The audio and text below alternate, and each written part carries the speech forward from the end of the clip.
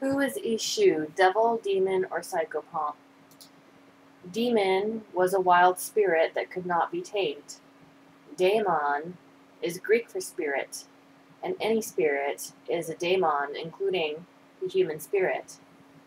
Ishus are spirits, as discussed in the previous entry in relation to the Goetia, but also the kings and queens of each kingdom are gods as deified dead humans, as Pomba is an ancestor-based cult. Diva is a strong, beneficial spirit which influenced the Christian name devil. Diva is a name of the elementals and is associated with the Hindu goddess Kalima, the mother. Dijin or jinn were also demonized this way. The Christian devil was originally a large worm, a dragon, and or a beautiful angel. They demonized other cultures' horn gods, which was present in many cultures.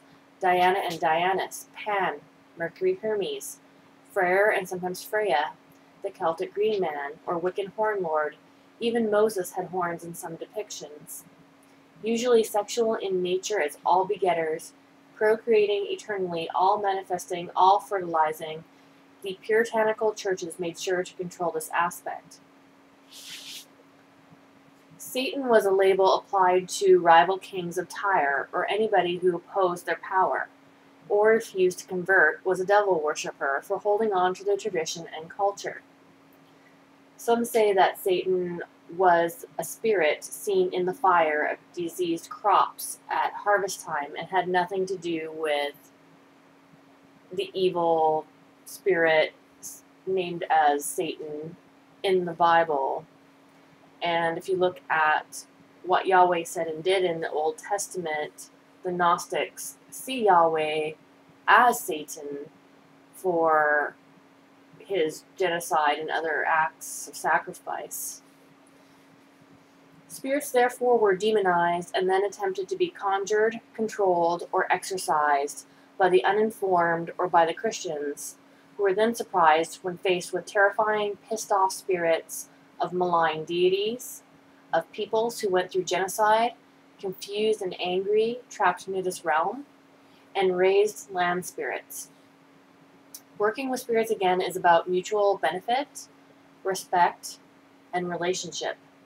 Some of the spirits were forgotten, and then they became more wild.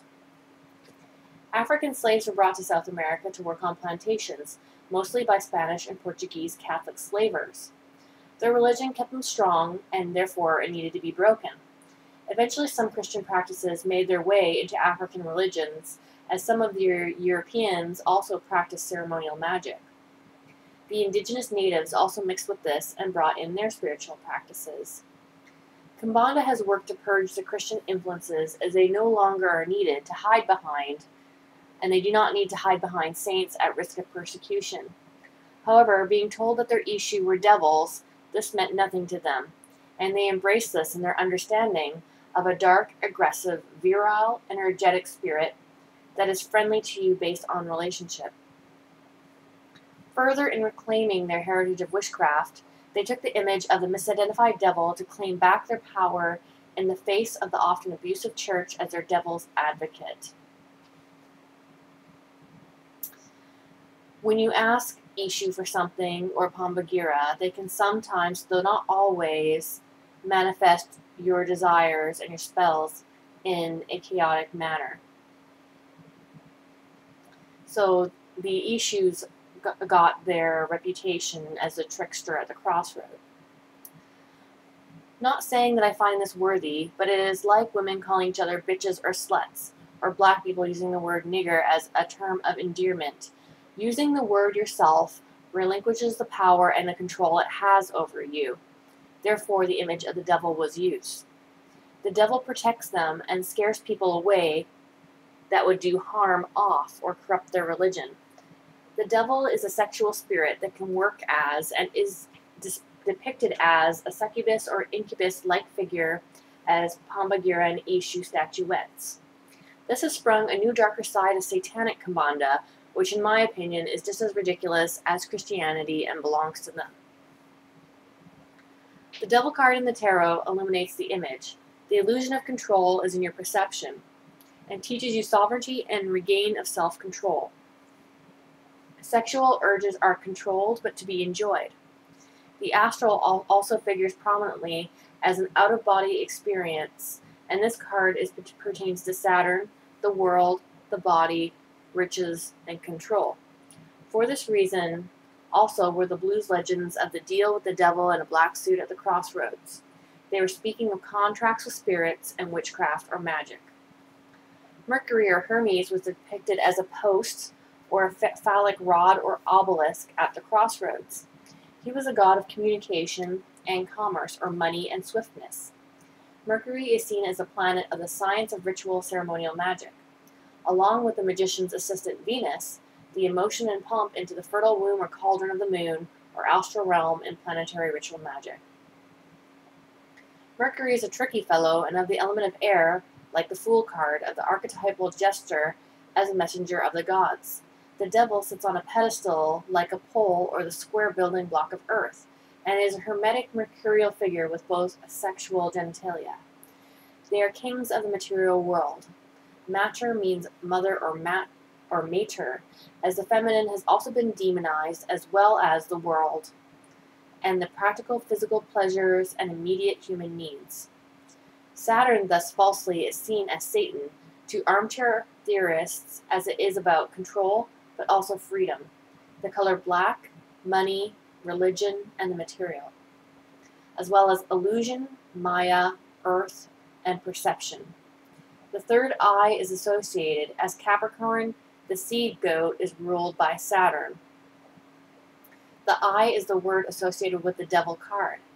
The palo mpaka is the horn that the astral vision can be seen through into other places and realms, the goat at the top of the mountain.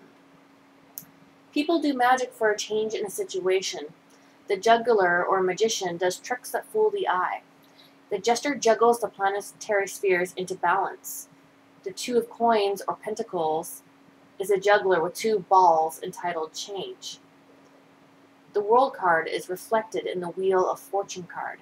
The wheel has a Hermanubis, which is combined Mercury and the underworld Egyptian god Anubis, who is the red devil figure at the bottom of the wheel. However, change can be chaotic. Mercury is a psychopomp in that he is a guide in the worlds to souls with all entities, including the dead, and can guide the dead and alive through their evolutionary spiritual processes and realms. Kimbanda's Ishu is a chthonic meaning of the underworld, of primal beginnings and ends. Much like the goddess Hecate and her three crossroads, Pomba Gira is of the three ways, and Ishu of the four crossways. Nzambi is the creator of all things, including Ishu, knowing what Ishu wanted to do in free will was what he wanted as well. But Ishu didn't know this. The challenger makes the master better in respects.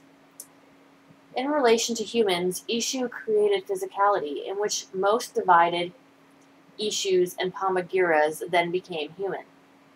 Ishu is the Ashe. He is the life force manifested through Nzambi, power and the will to create, with Ishu as a go-between or messenger betwixt humans and Nzambi.